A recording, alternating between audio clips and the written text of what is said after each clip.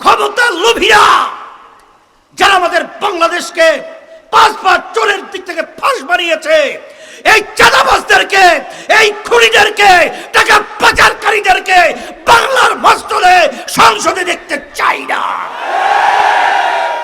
এর ইসলামী আন্দোলনকে নিয়ে আপনারা অত চিন্তা করে লাভ নাই।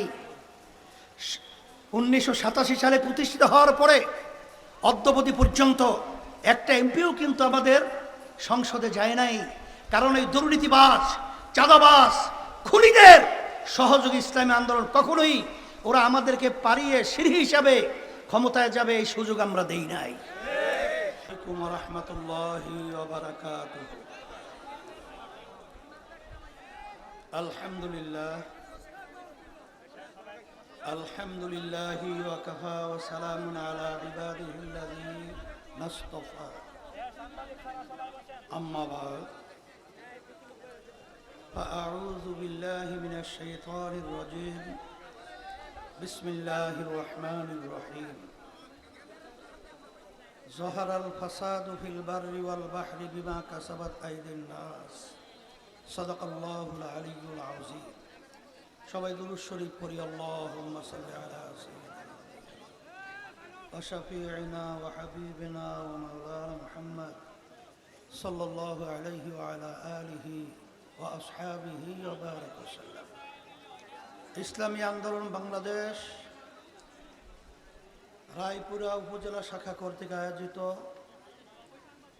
আজকের সমাবেশের সভাপতি, মঞ্চে কেন্দ্রীয় বিভিন্ন পর্যায়ের দায়িত্বশীল,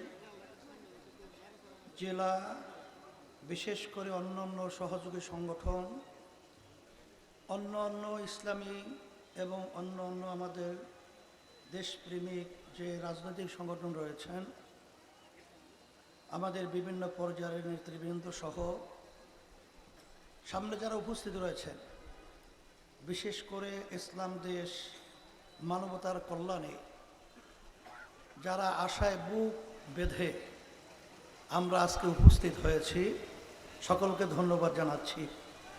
আল্লাহ রাব্বুল আলামিন যেন আমাদেরকে দুনিয়া এবং আখিরাতে সম্মানের ব্যবস্থা করে দেয়। বক্তব্য তো আমরা শুনতেছিলাম, আল্লাহ কবুল করলে আরো শুনব। তবে আমি কিছু কথা স্মরণ করাইয়া দেওয়ার জন্য বলছি। ইসলামী আন্দোলন বাংলাদেশ রাজনীতি করে আল্লাহর হুকুম পালন করার জন্যে, কারণ ইঞ্জিনিয়ার ইঞ্জিন তৈরি করে, ওই ইঞ্জিনিয়ার ইঞ্জিন সম্পর্কে ভালো জানে। আল্লাহ রাব্বুল আলামিন 18,000 কম বেশি মাখলুকাত সৃষ্টি করেছেন। এর ভিতরে সর্বশ্রেষ্ঠ সম্মানিত মাখলুকের নাম হলো মানুষ। মানুষ দুনিয়াতে কোন নীতি আদর্শ ফলো করলে তারা দুনিয়াতে শান্তি পাবে, আখিরাতে মুক্তি পাবে, এটা আল্লাহ রাব্বুল আলামিন তিনিই ভালো জানেন। এর বাস্তবতা আমরা আজকে আপনাদের সামনে দুই একটা কথা উপস্থাপন করব। 53 বছর যেই নীতি আদর্শের মাধ্যমে যারা দেশ পরিচালনা করেছিল, এদের মাধ্যমে আমরা বাংলাদেশের মানুষ কি পেলাম? 5 বার এই দেশটা তামাম দুনিয়ার মধ্যে দুর্নীতির দিক থেকে, চোরের দিক থেকে ফার্স্ট হয়েছে। এদের পরিচালনা আমরা পেয়েছি। হাজার হাজার লক্ষ লক্ষ মায়ের কোল, যেই সন্তানগুলো আমাদের বাংলাদেশের ভবিষ্যৎ প্রজন্ম, মেধাবী ছেলেগুলো, যাদের পরিচালনায় মা সন্তানকে হারালো। এদের পরিচালনায় আমরা পেয়েছি রাস্তায় নামলে গুম, ঘরে থাকলে খুন। আমরা এদের পরিচালনায় পেয়েছি আয়না ঘরের মতো আইয়ামে জাহিলিয়াতের সেই অসভ্য যুগের ইতিহাসও হার মানিয়েছে। এদের পরিচালনা আমরা পেয়েছি আয়না ঘর। এদের পরিচালনা আমরা পেয়েছি আমাদের দেশ সংরক্ষণকারী মেধাবী চৌকস, সেই ট্রাজেডি পিলখানা, আমাদের উদীয়মান অফিসারগুলো জীবন ধ্বংস হয়েছে আমাদের এই বাংলাদেশে, তাদের পরিচালনা আমরা পেয়েছি। এদের পরিচালনা আমরা পেয়েছি প্রায় 24 লক্ষ কোটি টাকার উপরে আমাদের দেশের টাকা তারা বিদেশে পাচার করেছে। সদ্য ভূমিমন্ত্রী, আপনারা দেখেছেন, প্রথম আলো পত্রিকায় রিপোর্ট এসেছে, 3টা দেশের মধ্যে তার প্রায় 620টার মতো বাড়ির সন্ধান পাওয়া গেছে। তার মূল্য প্রায় 5700 এত কোটি টাকা। এদের পরিচালনা আমরা পেয়েছি। আমাদের ভবিষ্যৎ সন্তানগুলো তারা যদি দিন থেকে সরে যায়, মুসলমানই ভুলে যায়, ইসলামের বিরুদ্ধে তারা অবস্থান তৈরি করে তারা নাস্তিক হয়। এর জন্য আমাদের শিক্ষা সিলেবাসের মধ্যে ইসলাম এবং আমরা যে মুসলমান পরিচয়টুকু পর্যন্ত উঠিয়ে ফেলেছিল। 24 আগস্ট 2000 আপনারা জানেন, মানে 5ই আগস্ট জুলাইয়ের কিছুদিন এ দেশে যে ঘটনা ঘটে গেল, হাজার হাজার মায়ের কোল সন্তান হারা হলো, হাজার হাজার পঙ্গুত্ব বরণ করলো, 500-র মতো তাদের জীবনে আর কোনোদিন আলো দেখবে না, চক্ষু হারালো। আমি সেদিনকারও, আজকে বাংলাদেশের চিকিৎসায় তারা ভালো হচ্ছে না, বিদেশে পাঠিয়েছে, তাদের সঙ্গে আমি কথা বলেছি। তখন তারা বলেছে তাদের অবস্থান শোনার পরে চোখে পানি রাখা যায় না।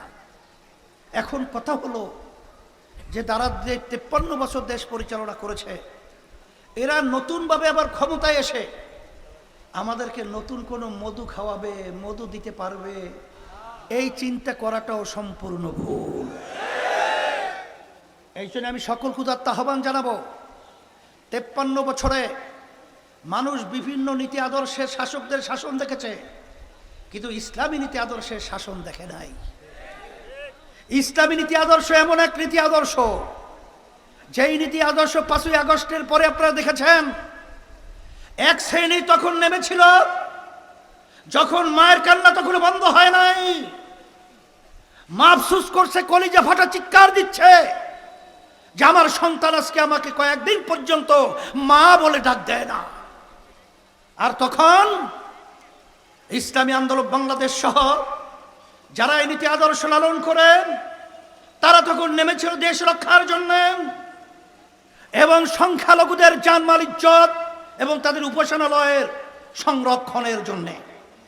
তখন আপনারা দেখেছেন, তখন আমরা নেমেছিলাম রাস্তার ভিতরে মানুষের কষ্ট লাঘবের জন্য, ট্রাফিকের সিগন্যালের দায়িত্ব পালন করার জন্য।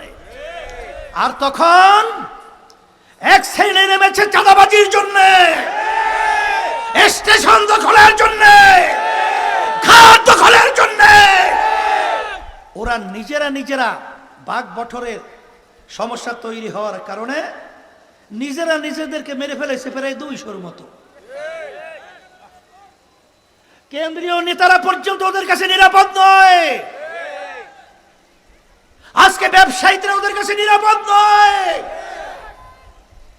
আজকে আপনার সোহাগের মতো সন্তান, ওকে পাথর মেরে আজকে যেভাবে নির্মম ভাবে আমাদের বাংলাদেশের মধ্যে হত্যা করা হলো, এ ইতিহাস আমরা আর দ্বিতীয়বার রচনা করতে চাই না। এর পরিবর্তন আমাদের কি করতে হবে? এই জন্য আমি পরিষ্কার বলছি, আমরা আওয়ামী লীগ, বিএনপি, জাতীয় পার্টির শত্রু নই, কিন্তু যারা নাকি আমাদের এই দেশকে নিয়ে ক্ষমতার লোভীরা, যারা আমাদের বাংলাদেশকে 5 চোরের দিক থেকে ফাঁস বানিয়েছে, এই চাঁদাবাজদেরকে, এই খুনিদেরকে, টাকা পাচারকারীদেরকে বাংলার মস্তলে সংসদে দেখতে চাই না। এর পরিবর্তনের জন্যই আমাদের সাথে রাগ করে কোনো লাভ নেই, আমাদের বিরুদ্ধে আলোচনা করে কোনো লাভ নেই। আমি সেদিনকারও বলেছিলাম, আমাদের বিভিন্ন রাজনৈতিক দলদের নেতৃত্বের সাথে যারা নেতৃত্ব দিচ্ছে যে ইসলামী আন্দোলনকে নিয়ে আপনারা অত চিন্তা করে লাভ নাই। 1987 সালে প্রতিষ্ঠিত হওয়ার পরে অদ্যাবধি পর্যন্ত একটা এমপিও কিন্তু আমাদের সংসদে যায় নাই, কারণ এই দুর্নীতিবাজ, চাঁদাবাজ, খুনিদের সহযোগী ইসলামী আন্দোলন কখনোই ওরা আমাদেরকে পারিয়ে সিঁড়ি হিসাবে ক্ষমতায় যাবে এই সুযোগ আমরা দেই নাই। এই জন্য আমাদেরকে কুমিরকে পানি দেখাইয়া সর্দির ভয় দেখাইয়া লাভ নাই।